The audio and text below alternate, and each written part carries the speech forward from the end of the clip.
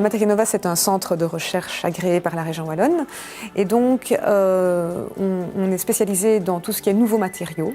Donc on offre notre expertise aux entreprises pour créer ou développer donc des matériaux innovants.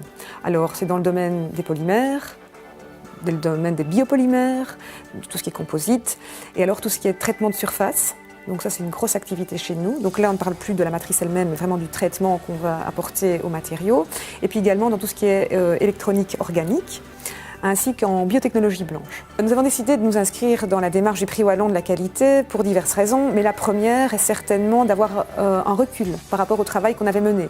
Donc on a décidé de créer un système de management intégré, ISO 9001 et ISO 14001 il y a quelques années, en 2010.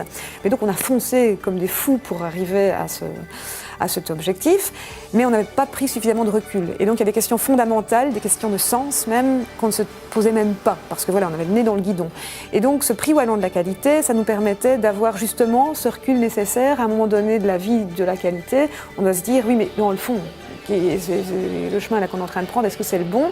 Et le fait de se poser certaines questions qu'on ne se posait pas, ça nous a donné un éclairage qu'on n'avait pas jusqu'alors. On a décidé donc de créer une équipe qu'on a appelée l'Eco-Team pour justement répondre à ce challenge. Et donc l'idée, c'était d'avoir un représentant de chaque département et d'avoir aussi une représentativité au niveau des différentes fonctions, donc que ce soit des techniciens, des chercheurs, des coordinateurs. Et donc cette équipe a formé l'Eco-Team et avait carte blanche pour qu'au bout de 4 mois, on soit prêt pour appeler l'auditeur externe pour avoir enfin, peut-être, éventuellement, le certificat ISO 14001.